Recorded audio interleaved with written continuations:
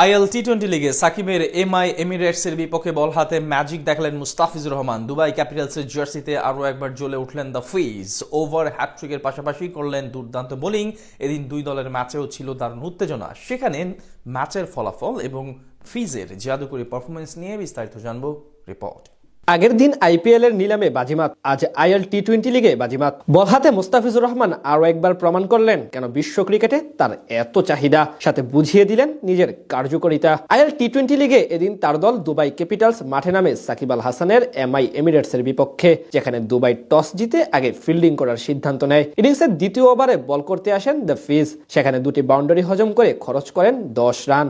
Opening এ নেমে MI এর হয়ে ভালোই ব্যাট করছিলেন দুই ওপেনার জনি বেয়ারস্টো এবং মোহাম্মদ ওয়াসিম। পাওয়ার প্লেতে কোনো উইকেট না হারিয়ে 40 রান তুলে তারা সপ্তম ওভারে দুবাইকে প্রথম সাফল্য দেন পেসার ডেভিড উইলি। তার বলে ক্যাচ দিয়ে 17 রান করে বিদায় নেন আরব আমিরাতের অধিনায়ক ওয়াসিম। তবে তাণ্ডব অব্যাহত রাখেন ইংলিশ ব্যাটার বেয়ারস্টো। মাঝে একবার জীবন পেয়ে মাত্র 29 বলে হাফ সেঞ্চুরি তুলে নেন এই ওপেনার।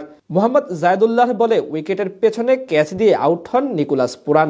একই বোলারের বলে 66 রানে কাটা পড়েন সেট ব্যাটার জনি বেয়ারস্টো। তার বিদায়ের পর চাপে পড়ে যায় এমআই। মাঝে বল করতে এসে কেবল 7 রান খরচ করে যান মুস্তাফিজ। এরপর 18তম ওভারে এসে আসল ম্যাজিক দেখান এই বাম হাতি পেসার। তার প্রথম বলেই অফ স্টাম্পের ডেলিভারি শট খেলতে গিয়ে সানাকার হাতে ক্যাচ দিয়ে বিদায় নেন আফগান স্পিনার রাশিদ খান। এক বল ব্যবধানে রোল অফ রিস্টে পরাস্ত করেন 5 রান করা ইংলিশ ব্যাটার টম বেন্টনকে। আর পঞ্চম বলে এম গাজানফারকে আউট করে ওভার হ্যাটট্রিক পূরণ করেন দ্য কাটার মাস্টার।